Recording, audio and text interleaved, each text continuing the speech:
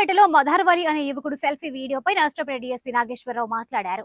మధార్వలి పోలీసులపై చేస్తున్న ఆరోపణలు అన్ని అవాస్తవమన్నారు. Narasaraopet rural C Pasupuleti Ramakrishna constable Babu డబ్బులు అడగలేదన్నారు. మధార్వలిని నేను విచారణ చేశాను, పొరపాటున తాను భయపడి చెప్పానన్నాడు. బైక్ చోరీ కేసులో ఉంటే నీ పేరు నమోదు చేస్తాం, లేకపోతే చేయము అని చెప్పాము. నాదే తప్పు అని మధార్వలి చెప్పాడు. సోషల్ మీడియాలో సర్క్యులేట్ చేసి పోలీసుల మీద అవాస్తవాలను ప్రచారం చేయొద్దు. జరిగిన ఘటనపై పూర్తి స్థాయిలో విచారణ జరిపి పోలీసులు తప్పు ఉందని తేలితే చర్యలు తీసుకుంటామన్నారు.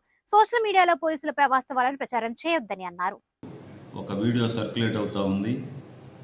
ఆ సర్క్యులేట్ అవుతున్న వీడియో అంతా కూడా అవాస్తవం. ఎందుకంటే మదార్వలి ఎలియాస్ తిక్కా అనే అతను మళ్ళీ తర్వాత మా దగ్గరికి వచ్చి నేను భయపడిపోయి నా పేరేమన్నా ఆ యొక్క దొంగతనం కేసులో పెట్టారేమోనని చెప్పేసి దాని నుంచి తప్పుకోవటం కోసం ఆ వీడియో ఒకటి పంపించడం జరిగింది.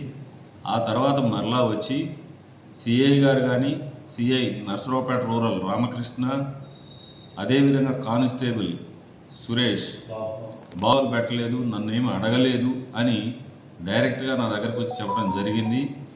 రియల్గా కేసులో నువ్వు ఉంటే పెడతాం, లేకపోతే నిన్ను పెట్టం, కాబట్టి నువ్వు భయపడాల్సిన అవసరం లేదని చెప్పేసి కూడా చెప్పడం జరిగింది.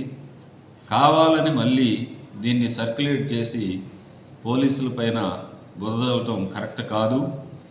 మీ ద్వారా నేను తెలియజేస్తుంది ఏంటంటే ఈ అవాస్తవాలని సర్క్యులేట్ చేసే వాళ్ళపైన కఠిన చర్యలు తీసుకుంటాం భవిష్యత్తులో కూడా. కాబట్టి అతనే ఖండనివ్వడం జరిగింది, తిక్కానే అతనే ఖండనివ్వడం జరిగింది. నేను భయపడిపోయి ఈ రకమైనటువంటి ఇది పెట్టాను, కాబట్టి నన్ను పోలీసులు ఏమనలేదు అని చెప్పేసి అతను చెప్పడం కూడా జరిగింది.